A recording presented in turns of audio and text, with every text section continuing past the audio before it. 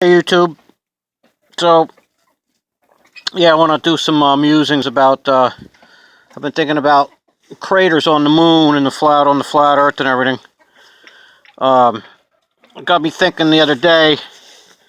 I saw Jake, the flat Earth asshole, put a bit out about the craters on the moon, how they all look like they were made by straight up and down 90-degree impact, and they were all perfect circles. And yeah, that makes a lot of sense. That can't be if they're from meteorites. And then I watched something about Dubé, had put one out a while back. I searched, and he has one out about meteorites and comets and the moon craters.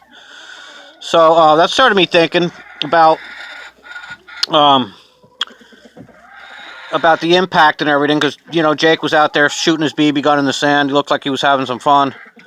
I want to talk about Jake a little bit too in a minute, but yeah. So I started thinking about it, and every year, if the chemtrails haven't obscured the night sky, I like to watch the Perseid meteor showers in August. That can be pretty spectacular. You see a whole lot of shooting stars and meteors, which I'm not really sure what they are. We know they're not rocks from outer space burning up in the atmosphere. And in the Book of Enoch, I think there's some stuff about it. I gotta look into that a little more, but of what they really are. I've heard something about that they might be demons or something, but I haven't researched it that much. Well, I started thinking about, well, if theoretically, if these were rocks from outer space burning up in the atmosphere, and it was, I got on Google and wanted to see what they had to say about it, and they said it was the Perseid meteor showers were associated with some comet. I forget the name of it, something X, I think it was called.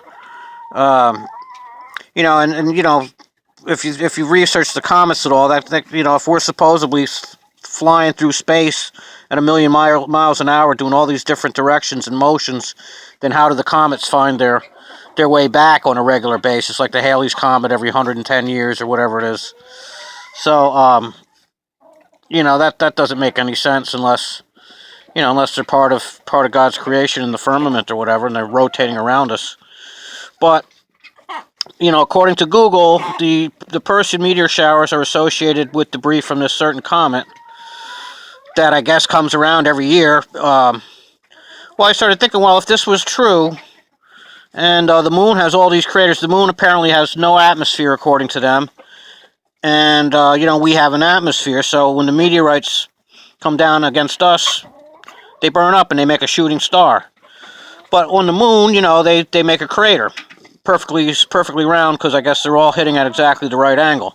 But if that was the case, I mean, I remember being out and watching these meteor showers and seeing like 50 in a night just from my one spot.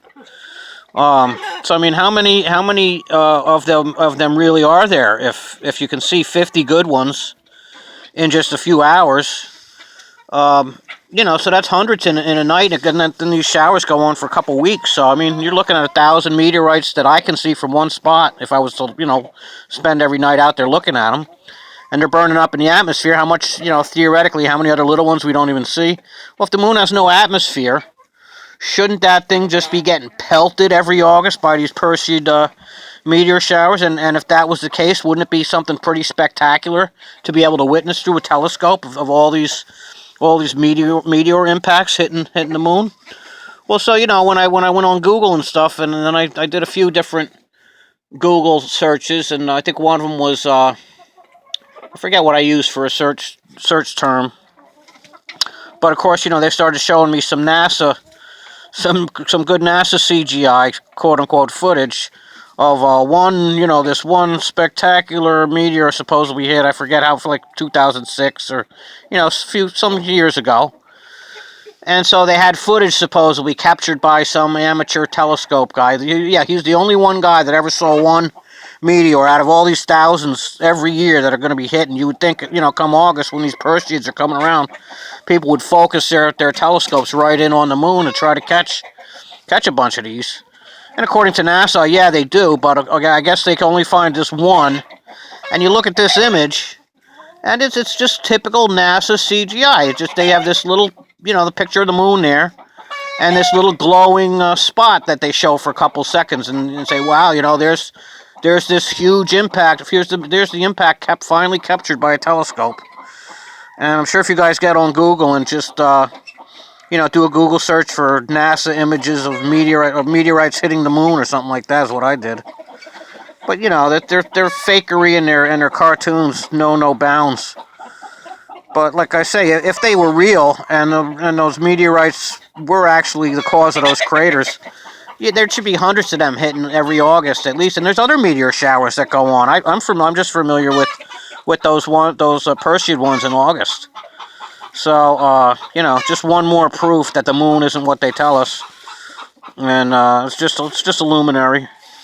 It's just a light in the sky. So I was just thinking about that. I thought I might share that with you guys.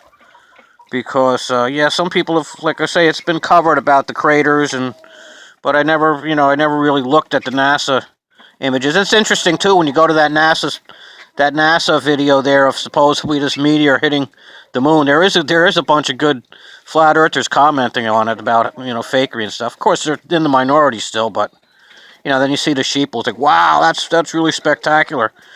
And, stuff like that. But when you look at it, it looks completely fake. Yeah, and then speaking of Jake the Flat Earth asshole, I've been a little bit disappointed in him lately.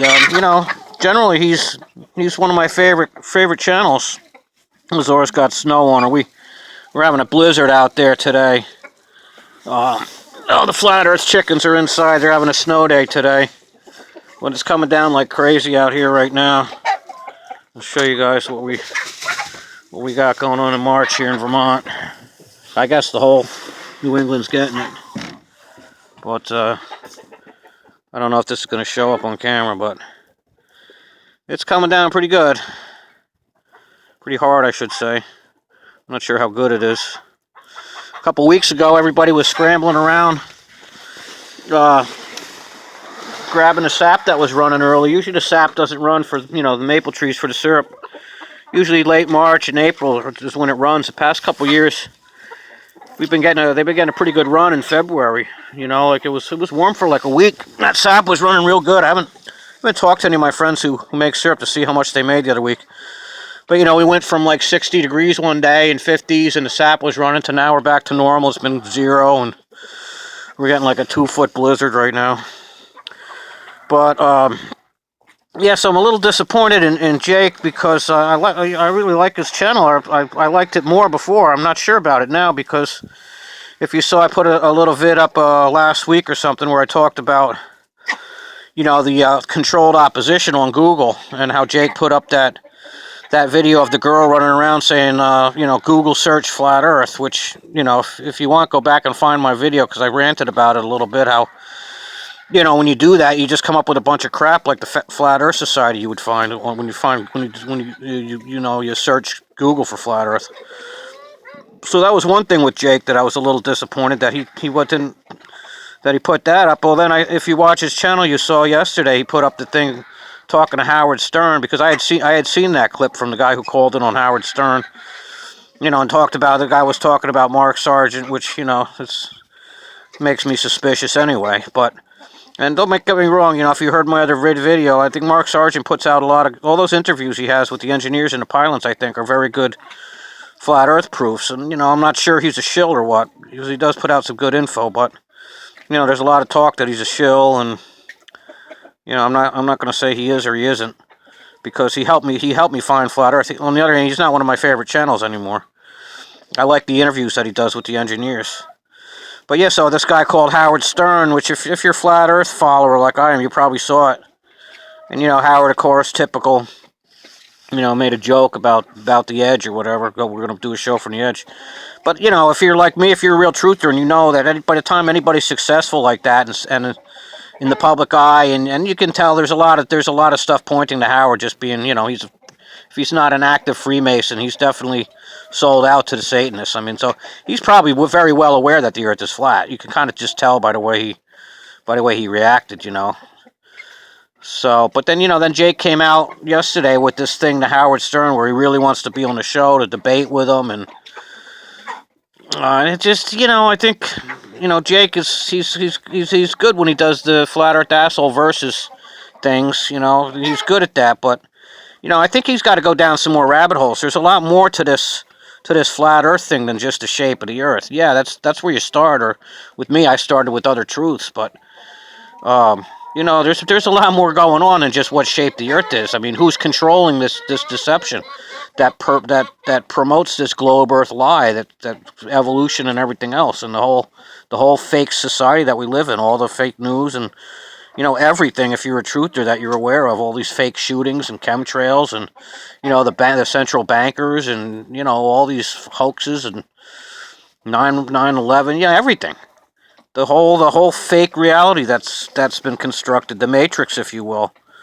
You know, so you know, yeah, flat Earth is really important because you know the shape of where you live is important, but you know it's just only one big dot to connect to a whole bunch of other dots, you know. And I don't think Jake's going down enough of these rabbit holes because it makes me suspicious of him the way he got on as put out the vid yesterday talking to Howard Stern about how yeah it'll be good for both our ratings and uh you know, and I'm really, you know, it just if you watch it, if you're a fan of Flat Earth Asshole and you watched it, I don't know, maybe comment below, tell me what you think about it. I left him a comment that, you know, Stern knows it's flat, and it's not gonna do. He's probably not. He would never put. I don't think he'd put Jake on unless Jake was willing to, you know, play that game to some extent, and you know, talk about people being upside down in Australia or some other stupid crap, which I never really hear Jake talking about. You know, he usually puts out good solid proofs, but you know, it was kind of embarrassing to see him, you know, kissing Howard Stern's butt yesterday. Like, come on, Howard, I've been a big fan of yours, and you know, I believe Howard Stern's a tranny anyway, like most of those people are. Most of these controllers, most of the people in the public eye are all trannies, in my opinion. And you know, that's a rabbit hole. If you haven't gone down that rabbit hole yet, there's a lot of good proof of all these people being trannies, from Trump to Obama's, you know, Michelle and Manshell, Michael Obama, and you know, the Bushes being trannies, and you know, all of them really. Um, so yeah, so I was disappointed in Jake because I like his channel, and you know, I really that kind of really brought his channel down quite a big notch in my opinion when I saw that Howard Stern butt kissing going on yesterday.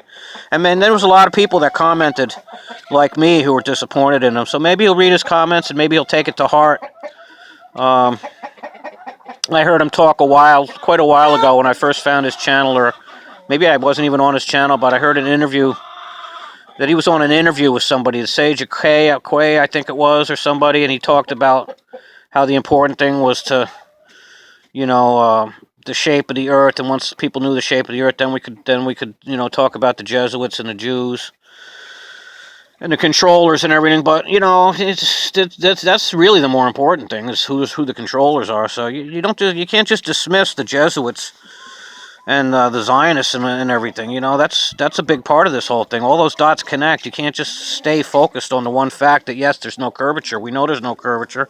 We know we're on a flat Earth. Now let's pursue how do we deal with it. How, you know, maybe first, how did we get here? Figure out that yeah, you know, how this reality was created by these bloodlines, by these 13 bloodlines. And you know, I don't know if you're going down the rabbit holes of the reptilians and stuff, which, you know, there's some substance to that. I think I'm not gonna say exactly what I think about it. I'm not really sure what I think about all this reptilian stuff. I do know, you know, Satan in the Bible's the serpent, so I mean it's considered reptilian. So there's something to that, and you know, you see the shape shifting and stuff on the things, but you know, you got to start connecting a lot of dots. That stuff sounds pretty crazy until you see how everything fits in. And you know, I believe the Bible is quite accurate in all of its in everything. So when it talks about Satan be the serpent, you know, there's a lot of dots you can connect with that. And you know, the Nephilim and the fallen angels and stuff. But yeah, so I'm getting close to 15 minutes. I want to knock this off. A few things to think about. I'd like for you guys to comment if you see this video. Let me know what you think about Jake, the Flat Earth guy, and what your thoughts are on those Perseid meteor showers. All right, love you guys very much. Bye.